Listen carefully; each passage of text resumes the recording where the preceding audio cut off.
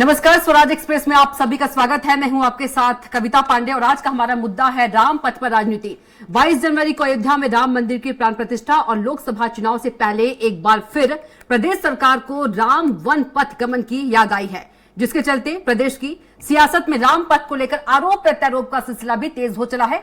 और इसी पर रिपोर्ट देखिए और आगे इसी पर खास मेहमानों के साथ चर्चा भी करेंगे। मध्य प्रदेश में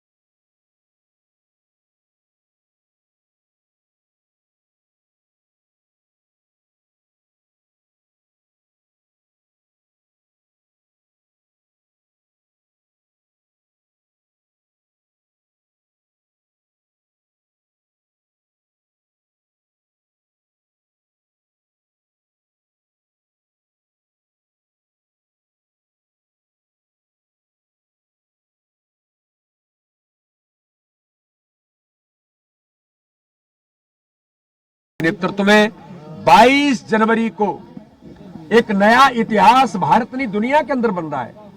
माननीय प्रधानमंत्री नरेंद्र मोदी जी की उपस्थिति में रामलला विराजमान तो होंगे ही, भारत के अंदर आगामी आने वाले 2024 के चुनाव में प्रधानमंत्री नरेंद्र मोदी जी के नेतृत्व में भारतीय जनता पार्टी विजय का इतिहास प्रत्येक बूथ पर बनाएगी। चाहे वो न्याय यात्रा निकालें, चाहे वो गिल्टी यात्रा निकालें। उनको तो गिल्टी यात्रा निकालनी चाहिए कि देश के साथ क्या किया है कांग्रेस ने, जनता पूछ रही है इनसे। तो इसलिए ऐसी न्याय यात्राएं, ये झूठी और छलकपटी यात्राएं, जिनको देश की प्रदेश की जनता बेहतर तरीके से इनके चरित्र को जानती है। राम वन पथ गमन को लेकर कांग्रेस ने निशाना साधा है। कांग्रेस का कहना है कांग्रेस सरकार में राम पथ गमन को लेकर ब्लूप्रिंट भी तैयार हो गया था और राशि भी सक्षम है। मध्य प्रदेश सरकार में राम वन गमन पथ जब भी पूरा होगा, जब भी श्रीलंका में सीता जी का मंदिर बने, कांग्रेस ने मांग की मोहन सरकार सुनिश्चित करे श्रीलंका में सीता माता का मंदिर बने।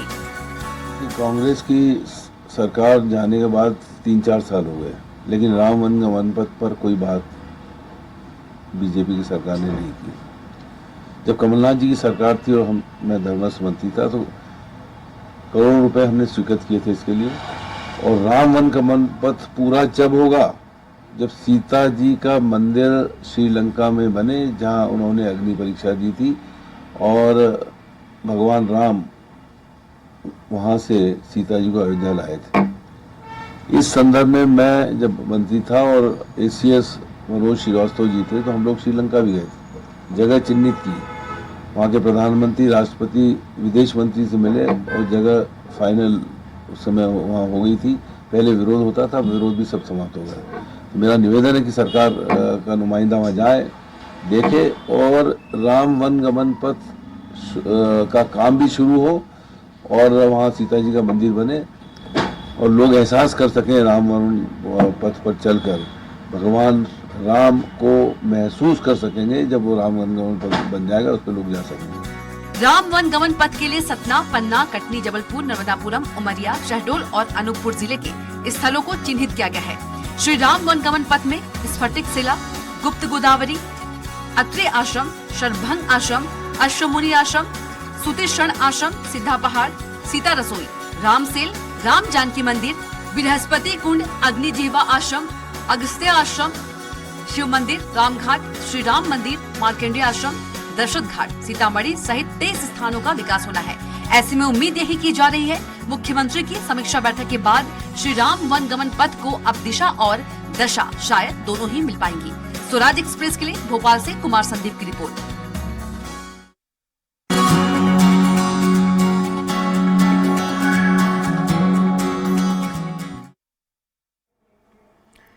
रिपोर्ट देखी आपने और इसी पर ज्यादा चर्चा करेंगे। ज्यादा चर्चा के लिए हमारे साथ खास मेहमान भी मौजूद है, कांग्रेस प्रवक्ता आनंद तारण जी, बीजेपी प्रवक्ता गुंजन चौकसे जी और वरिष्ठ पत्रकार दिनेश निगम जी। आप तीनों का चर्चा में बहुत स्वागत है। सबसे पहले बीजेपी प्रवक्ता के पास चलेंगे, गुंजन चौकसे जी के पास। गुंजन जी, राम वन पथ गमन को लेकर अब जो सियासत है वो शुरू हो गई है और जो कांग्रेस है तमाम तरह के आरोप लगा रही है। कांग्रेस का कहना है कि चुनाव के समय बीजेपी राम का मुद्दा बनाती है, कमलनाथ के सरकार में डीपीआर जो है वो पास हुआ था, बीजेपी अब श्रेय लेने की होड़ में जुट गई है।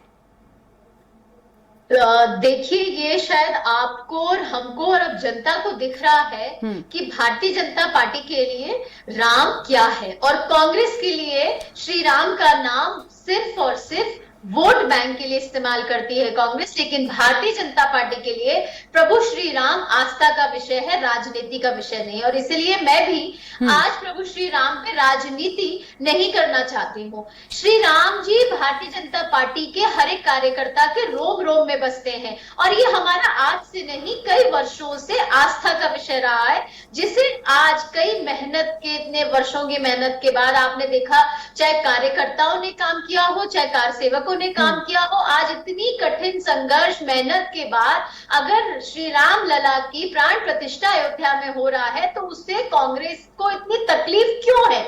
ये कांग्रेस हर समय पे बताती आ रही है कि कैसे सनातन विरोधी है। जब वरिष्ठ नेतृत्व ने कहा कि सनातन डेंगू है, मलेरिया है, तब भी कांग्रेस ने उसका विरोध नहीं किया, अभी तो उसका साथ दिया। जब कहा गया कि राम काल्पनिक है, सुप्रीम कोर्ट में एक ये शपथ पत्र कह देते हैं और कहते हैं कि राम काल्पनिक है, क्या इसका विरोध किया गया? नहीं किया गया। आज पहले उसका इन्होंने फिर विरोध करना शुरू किया, इन्होंने बगावत शुरू कर दी कि राम मंदिर वही बनाएंगे, तारीख नहीं बताएंगे। जब तारीख बता दी तब इन्होंने बगावत शुरू कर दी कि तारीख गलत निकाल दी। जब वो भी सही निकल गया तब इन्होंने कह दिया मूर्ति का आप किस तरीके की मूर्ति वहां पर आप विराजित कर रहे हैं। जब वो भी दिक्कत नहीं आई तो इन्होंने होर्डिंग्स की दिक्कत निकाल दी।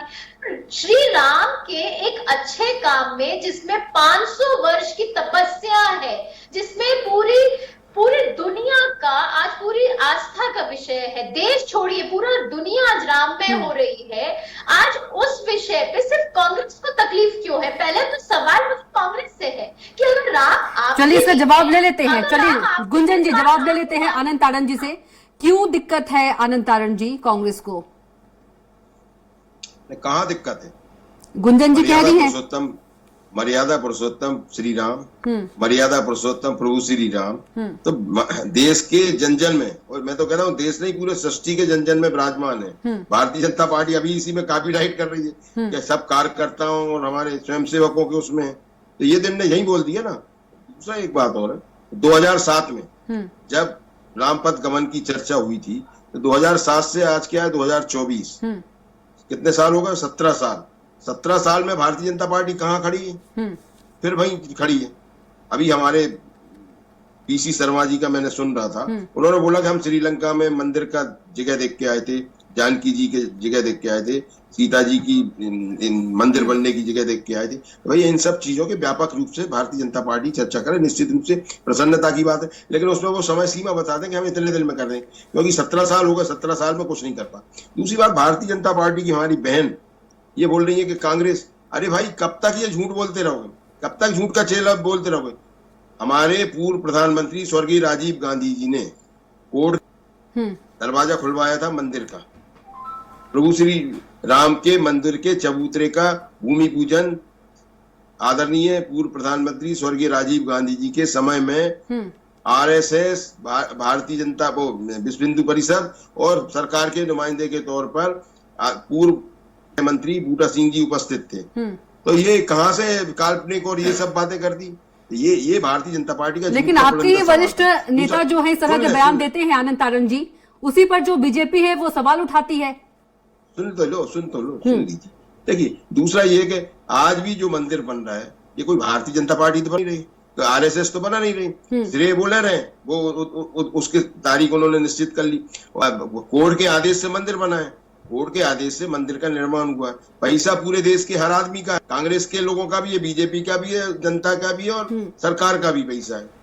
तो सब पैसा सबका है, किसी ऐसा नहीं है कि कोई भाजपा का ही अकेला पैसा लग गया हो। पैसा देश का लगा है, सरकार का लगा है, और अगर देश का लगा और सरकार का लगा है तो वो आम जनता का है, और पूरे नेताओं ने भी इसमें सहयोग करा है अपना। तीसरा मैं ये बोलता चाहता हूँ कि आदरणीय देश के हमारे जो हिंदू धर्म के हमारे प्रातः स्मरणीय शंकराचार्य, चारों पीठ के शंकराचार्य, हमारे धर्मगुरु हैं, जो धर्माचार्य हैं, वो सब क्यों विरोध कर रहे हैं तारीख का?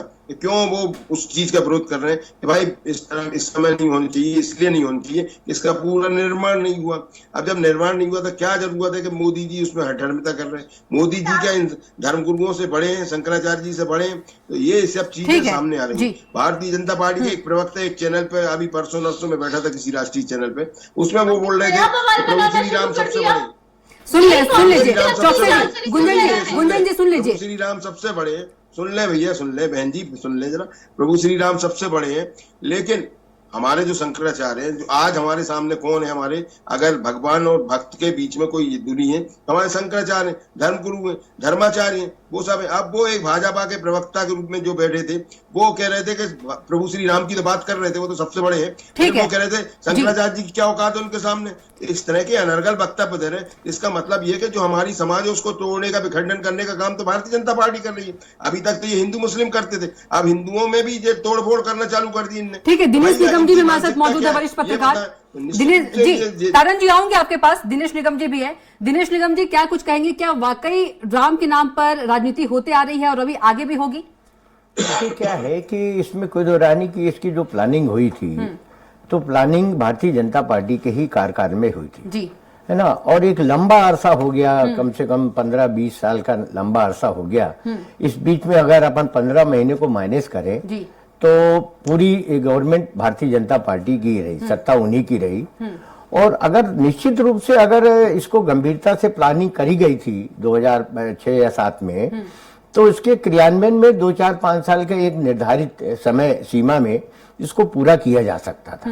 क्योंकि राम का एक जो शब्द है उसका भारतीय जनता पार्टी से बड़ा लगाव रहा है, ऐसा भारतीय जनता पार्टी ने हमेशा दिखाया है और किया भी है। वो हमेशा राम के नाम पे उनकी कई बार 1-2 बार सरकार भी बनी।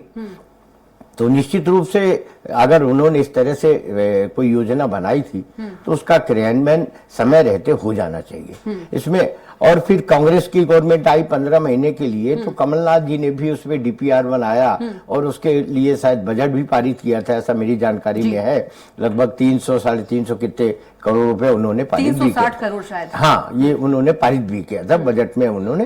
तो निश्चित रूप से अगर देखिए, भावनाएं देखिए, अगर ऐसा होता तो 18 साल में जो योजना बनाने वाले लोग थे उसको शून्य में रखे रहे उस योजना। और जो आदमी चंद दिनों के लिए आया, 15 महीने ही रहे, उन्होंने इतना कुछ किया, तो अपन ये तो कह सकते हैं कि उनकी भावना और इनके भावना में कहीं ना कहीं कुछ तो अंतर है। अब सवाल ये है कि जब नेतृत्व परिवर्तन हुआ भारतीय जनता पार्टी में, सत्ता मुखिया बदले, तो हमारे जो वर्तमान मुखिया है डॉक्टर मोहन यादव, उन्होंने इसको गंभीरता से लिया। अच्छी बात है, बहुत अच्छी बात है, मुख्यमंत्री इसके बधाई के पात्र हैं। लेकिन मेरा उसमें एक सुझाव ये है कि जिस तरह से इसका टालमटोल की गई, इसको टालमटोल न करके एक निर्धारित योजना बनाकर एक निर्धारित समय सुनिश्चित करके इसको पूरा करें। क्योंकि अभी देखिए भगवान राम की स्थापना भी हो रही 22 जनवरी को अयोध्या में, उसका प्रचार प्रसार किस तरह से चल रहा है, अखबारों में देखिए, मीडिया में देखिए, इलेक्ट्रॉनिक मीडिया में देखिए, है ना, प्रिंट मीडिया में देखिए, सोशल मीडिया में देखिए, जहां भी आप खोलेंगे सबसे पहले आपको ये 1-2 मिनट का ये कवरेज जरूर आपको मिलेगा, है ना। जिस तरह से, तो सवाल ये है कि जब आपने राजनीति की बात करी, तो ये अगर इसको अपन पर्दे दूसरे हट करके देखें, दूसरे नजरिए से देखें, तो राजनीति नहीं तो और क्या है जो आपको करना है, प्राण प्रतिष्ठा करनी है, जो कुछ भी करना है। आप बीजेपी के लिए कह रहे हैं कि राजनीति नहीं तो और क्या है? नहीं, बिल्कुल बिल्कुल। आज ये आप बताइए और कौन कर रहा है, ये बताइए कौन कर रहा है? सरकार में तो न तो भारत सरकार में कांग्रेस की गवर्नमेंट, गुंजन चौकसी जी वरिष्ठ पत्रकार है, दिनेश निगम जी, अब ये भी इन्होंने भी सवाल खड़ा किया कि राजनीति नहीं तो क्या है? क्या जवाब आपके पास? भाई क्यों प्रचार प्रसार मैं इतना बहुत ज्यादा किया जा सम्मान रहा है? के साथ इस बात का जवाब देना चाहूंगी कि शायद देखने का नजरिया उन्हें राजनीति लग रहा है, क्योंकि ये राजनीतिक दल एक कर रहा है, लेकिन जो राजनीतिक दल में बैठे हैं व्यक्ति वो तो हिंदुत्व लोग है ना, वो तो सनातन है, और ये सनातनी होने का धर्म है कि अपने सनातन की रक्षा कैसे करना है, अपने प्रभु श्री राम की आस्था कैसे करनी है, उनकी पूजा कैसे करनी है, अर्चना कैसे करनी है, ये तो एक सनातन होने का धर्म है। इस राजनीति संबंध पहले जवाब दे दे। पहले कांग्रेस प्रवक्ता से मेरा सवाल है, क्यों जब देश के इतिहास ने करवट ली है, कुछ अच्छा काम किया है तो कांग्रेस ने उसका बहिष्कार किया है। सिर्फ आस्था की बात छोड़े, नई संसद भवन जब शुरुआत हुई तो उसका बहिष्कार किया कांग्रेस ने किया। DSTU लागू करने की जब बात की भारतीय जनता पार्टी ने तो बहिष्कार किया कांग्रेस ने किया।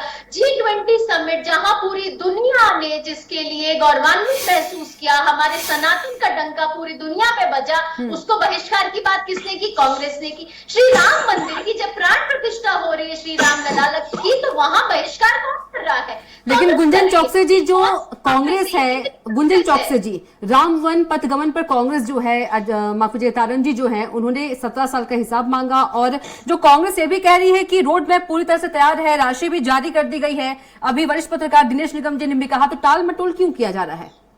भावना जुड़ी है कांग्रेस की, क्योंकि उन्होंने 15 महीने की सरकार उनकी थी, उन्होंने राशि भी जारी कर दी। भारतीय जनता पार्टी ने जो 500 वर्ष में जो इतिहास दोहराया है, अयोध्या में आज पूरी दुनिया देख रही है, उसमें भारतीय जनता पार्टी ने अपना योगदान दिया है। अगर टालम टोल की किसकी नीयत है, ये दिख रही है। गुंजन चौकसे जी, राम वन पथ गमन की बात कर रही हूँ। राम, तो क्यों राम गुंजन जी, मैं राम पथ की भी अगर बात कर लूं तो उस पर भी भारतीय जनता पार्टी में मोहन यादव जी ने अपनी मंशा, अपना उद्देश्य पूरी जनता के सामने जाहिर किया है। अगर मंशा इसकी नहीं होती, इस तरीके के उद्देश्य सामने आते। आप बताएं, ये फर्क है कांग्रेस। गुंजन चौकसे जी, मंशा पे ही, गुंजन चौकसे जी, जो कांग्रेस है शायद मंशा पर ही सवाल उठा रही है कि चुनाव के समय ही क्यों राम याद आते हैं, चुनाव के समय ही क्यों राम को मुद्दा बनाते हैं? क्या वाकई बीजेपी के लिए राम मुद्दा है चुनाव के समय? ये जो आज अयोध्या में पूरी दुनिया देख रही है, ये कोई चुनाव के समय आप नहीं आएंगी, बरसों की मेहनत है भारतीय जनता पार्टी की। राम वन पथ गमन की बात करें तो गुंजन जी, श्री राम का नाम भारतीय जनता पार्टी के हर एक कार्यकर्ता के में बसा है, ये हमारे लिए आस्था का विषय है। इसे हम कांग्रेस की तरह चुनावी ढंग से नहीं देखते। गुंजन चौकसे जी, गुंजन चौकसे जी, कांग्रेस ने आज, गुंजन चौकसे जी, कांग्रेस ने कहा है कि आस्था विश्वास नहीं है, सिर्फ राजनीति करते हैं राम जी के नाम पर। कांग्रेस ही कह रही है कोई आस्था कोई विश्वास नहीं है बीजेपी को, सिर्फ राजनीति है राम के नाम पर। देखिए, आस्था किसी को साबित करने की चीज नहीं होती। पहले तो ये बता दें, ये फर्क करते हैं, एक नेहरू की कांग्रेस थी, एक गांधी की कांग्रेस थी। गांधी राम राज्य में यकीन रखते थे, गांधी के आखिरी शब्द हे राम थे। नेहरू जी ने इसी तरह हमेशा ठीक है। आनंद तारण जी कुछ बोल रहे हैं, आनंद तारण जी, गुंजन जी सुन लीजिए, आनंद तारण जी को बोलने दीजिए जी। गुंजन जी आपका जवाब ले लेते हैं, आनंद तारण जी कुछ कह रहे हैं जी। श्री राम प्रभु के प्राण प्रतिष्ठा की 6 तारीख को गुंजन जी सुन लीजिए, गुंजन चौकसे जी सुन लीजिए, बताना हो बाबरी मस्जिद की शहीद जी। गुंजन जी सुन लीजिए जी, आनंद तारण जी, गुंजन जी सुन लीजिए, गुंजन जी सुन लीजिए, आनंद तारण जी। पाकिस्तान में जाकर जो भारत के 2 टुकड़े वाला है हुए हैं, उनकी मजार पे कौन गया? कांग्रेस गई क्या? पाकिस्तान में आज तक कोई प्रधानमंत्री नहीं गया देश का, भारत के प्रधानमंत्री गए। जो देखिए, आज का हमारा मुद्दा है राम पथ पर राजनीति, तो वो क्या गए? जहां तक रामपथ गमन की बात है या राम मंदिर जी की बात है, भाई राजनीति तो भाजपा कर रही है। अगर हम शंकराचार्यों की बात नहीं मान रहे, हम धर्मगुरुओं की बात नहीं कर रहे, धर्माचार्यों की बात नहीं मान रहे, तो हम सनातन के तो टुकड़े कर रहे हैं। तो ये तो श्रेय तो भारतीय जनता पार्टी के पास जा रहा है। आप तो अभी तक हिंदू मुस्लिम करते थे, अब तो आप सनातन में भी तोड़फोड़ करने लगे। आप तो अपने आप को धर्मगुरुओं से ऊपर मानने लगे, शंकराचार्यों से ऊपर मानने लगे, और आप आरोप कांग्रेस के ऊपर लगाते। कांग्रेस ने यही तो बोला कि हमारी उत्तर प्रदेश कांग्रेस कमेटी 15 तारीख को अयोध्या जाएगी, हमारे 22 तारीख के बाद मध्य प्रदेश से 1 लाख कार्यकर्ता जाएंगे। रामपथ गमन की जो बात है, 17 साल से आपने हमने 360 करोड़ रखा था, हमने 360 करोड़ रुपए का प्रावधान रखा था। हमारे अधिकारी मंत्री श्रीलंका में भी गए, वहां पे भी जानकी जी के मंदिर का अवलोकन करके आए कि कहाँ बनना है, जगह फाइनल हो गई है। सरकार वहां की श्रीलंका की तैयारी थी। इसके बाद जब से आज तक उस संबंध में आगे चर्चा क्यों नहीं हुई? हमारी सरकार तो 2020 में चली गई थी, लेकिन आज ये हालात है, आज तो कुछ नहीं हुआ। 2007 से रामपथ गमन की चर्चा हो रही है, लेकिन आज तक तो उसमें कोई चर्चा ही नहीं है भारतीय जनता पार्टी की। 17 साल हो गए, 14 साल का वनवास था, 14 साल से भी 3 साल ज्यादा हो गए। हम तो सौभाग्यशाली हैं कि हमारे मध्य प्रदेश में श्री राम, प्रभु श्री राम 11 साल 11 महीने और 11 दिन रहे। निश्चित रूप से मध्य प्रदेश सौभाग्यशाली है, लेकिन भारतीय जनता पार्टी तो इस पर भी राजनीति कर रही है। ठीक है, दिनेश निगम जी, कांग्रेस का आरोप कितने जायज? जी, कांग्रेस का आरोप कितने जायज है? देखिए, इसमें मेरा एक सुझाव ये है कि चूंकि भगवान राम जो है वो किसी दल के नहीं है, वो तो पूरे देश के या पूरे विश्व के आराध्य हैं और सभी के दिलों में बसे हुए हैं। तो इसमें राजनीति दूर रखना चाहिए, दूर रख के राजनीति, कोई भी दल हो उनको इसमें राजनीति नहीं करना चाहिए, चाहे कांग्रेस हो चाहे भारतीय जनता पार्टी हो।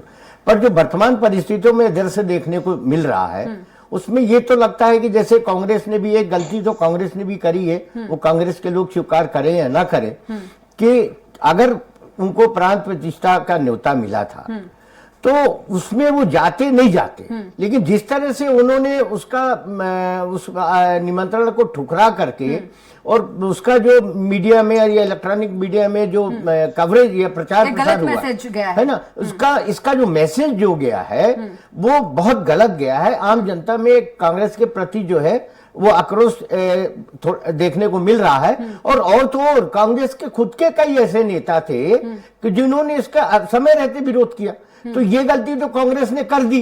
अब उसके बाद उसमें सुधार भी करा, ऐसा नहीं है। उन्होंने जब उनके समझ में आई, या उनके नेताओं के या उनके जो प्रदेश के अध्यक्ष है, जो भी कार्यकर्ता है, उनके जब समझ में आया, उन्होंने उसको सुधार करने के लिए उसकी त्रुटियां निकाली कि हमने इसको इस कारण ठुकराया था, इस निमंत्रण को, कि उसमें कुछ कमियां हैं। हमारा उसमें कहना ये है कि अगर यही बात वो उसी समय कहते कि हम इस कारण नहीं जा रहे, तब तक मुद्दा बन गया। तो देखिए, अगर उस समय उन्होंने ये बात कही होती जो आज जोड़ करके बताई जा रही है, तो ये मुद्दा नहीं बनता इतना। लेकिन आज तो भारतीय जनता पार्टी उसको के लिए एक चुनाव, चूंकि 2 महीने बाद चुनाव मुद्दा मिल गया जनता के बीच जाने, हाँ, उनको वो तो नीचे स्तर तक लेके जाएंगे और यही बोलेंगे कि कांग्रेस राम विरोधी है, जबकि ऐसा नहीं है।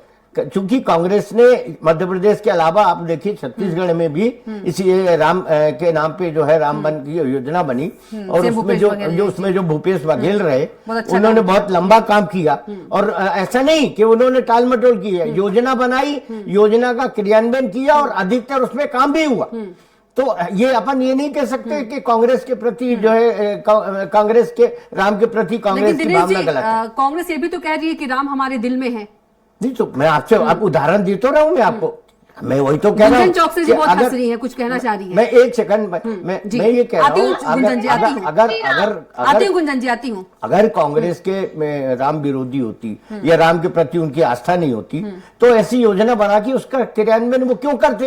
अब सवाल वहां यही होता है। मैं गुंजन बेटा से भी चाहूंगा कि वो स्पष्ट करे कि एक तरफ छत्तीसगढ़ की सरकार थी जो कांग्रेस ने उसका क्रियान्वयन किया, रोड मैप बना करके काम शुरू किया, और दूसरी तरफ अपने मध्य प्रदेश की सरकार थी जो 18 साल में इसको सिर्फ एक पहली बैठक हुई है। समय का अभाव है, इसलिए गुंजन जी के पास जाना पड़ेगा, छोटे से जवाब लेंगे। गुंजन जी प्लीज। ये इन्होंने कहा राम इनके दिल में है, तो मैं पहले जानना चाहती हूँ कांग्रेस से कि कौन से श्री राम इनके दिल में है। इन्हीं के शपथ पत्र में इन्होंने सुप्रीम कोर्ट में राम को काल्पनिक कहा, बाबरी मस्जिद की शहीदी में इन्होंने आंसू बहाए। कौन से राम जी 15 की तारीख में बवाल उठाया, का निमंत्रण इन्होंने बहिष्कार किया। ये प्रभु श्री राम प्रमाण है आपके पास इस बात का? इन्होंने मूर्ति पर सवाल उठाया, इन्होंने होर्डिंग्स पे सवाल उठाया, इन्होंने प्राण प्रतिष्ठा पे सवाल उठाया, इन्होंने कौन से कानून की बात कर रही है? अरे राजीव गांधी के समय में सवाल उठाने के अलावा किया क्या? एक योगदान बता दें, योगदान दिया बहिष्कार के अलावा, सवाल उठाने के अलावा, इसको आरोप प्रत्यारोप राजनीति करने के अलावा क्या किया है? दूसरी बात, कमलनाथ जी की भी हमने बात यहाँ पे की है, तो मैं याद तारन जी सुन लीजिए जी। तारन जी, बीजेपी जो है, बीजेपी ये भी कह रही है कि जिसके नेता सरकार सभी नकारा रहे हो, जिनके गठबंधन सनातन विरोधी, सनातन को समाप्त करने वाले हो, इस तरह के प्रश्न पूछते तो हास्यास्पद नहीं है। बीजेपी सवाल उठा दी कांग्रेस पर। देखिए, जब इनका गठबंधन था तो इनके गठबंधन के दबाव के कारण आतंकवादियों को कंधार छोड़ने गए हैं जी, और उन आतंकवादियों का कारनामा हमने बॉम्बे में देख लिया, ताज होटल ताज वाले में मामले में। तो ये इस तरह की बातें ना करें जी। गठबंधन में सब तरह के लोग होते हैं, सबकी भावनाओं को समझा जाता है और सबको दबाव आ भी जाता है। अभी अच्छा तारण जी अभी दिनेश निगम जी भी कह रहे थे, तारण जी आपके सनातन को किसी ने डेंगू मलेरिया ठीक है कहा। ठीक है ठीक है, समय का अभाव है। एक लास्ट थोड़ा सा कमेंट दिनेश निगम जी से, समय का अभाव है, प्लीज रुक जाइए आप दोनों, एक थोड़ा सा कमेंट दिनेश निगम जी। गुंजन जी तारण जी रुक जाइए, समय का अभाव है, डिबेट को रोकना पड़ेगा प्लीज। शंकराचार्य जी का तारण जी लास्ट कमेंट दिनेश निगम जी से, तारण जी लास्ट कमेंट दिनेश निगम जी से। देखिए मेरा तारण जी प्लीज रुक जाइए जी जल्दी से। मेरा इसमें दोनों दलों से आग्रह है, अनुरोध है, अपील है कि वो इसमें राजनीति को एक तरफ रखें और भगवान राम के नाम पे जो भी योजना या जो भी बनाई जा रही है उसको एक सुनिश्चित समय में पूरा करें। जैसे डॉक्टर मोहन यादव जी से भी अपेक्षा करते हैं कि अब वो 17 साल को एक नजरअंदाज करके वो इसको 17 महीने 4 साल 2 साल 3 साल एक योजना बना करके उसका क्रियान्वयन कराएं, क्योंकि जिस तरह से उन्होंने इसको गंभीरता से लिया मोहन यादव वर्तमान मुख्यमंत्री ने, और वो खुद गए चित्रकूट में पहली बैठक करके उन्होंने ये तो साबित किया कि नहीं वो कुछ करना चाहते हैं। तो मैं उनसे भी आग्रह करूंगा कि निश्चित रूप से एक समय सीमा में इसका क्रियान्वयन शुरू हो जाए तो एक बहुत अच्छा जो मैसेज जाएगा देश की जनता में। और चूंकि भगवान राम सभी के आराध्य हैं, इसलिए दोनों दल राजनीति को दूर रखे, इसको राजनीति में नहीं जोड़े, क्योंकि राजनीति अलग पहलू है और धर्म अलग है ना। तो इसको अगर उसमें से अलग रखें तो ये ज्यादा उचित होगा। ठीक है जी, समय का भाव है, यहीं पर डिबेट को रोकना पड़ेगा। आनंद तारण जी आपका बहुत धन्यवाद, गुंजन चौकसी जी आपका बहुत धन्यवाद और दिनेश निगम जी आपका बहुत धन्यवाद। तो फिलहाल के लिए बिग डिबेट में इतना ही। आप देखते रहिए स्वराज एक्सप्रेस। नमस्कार।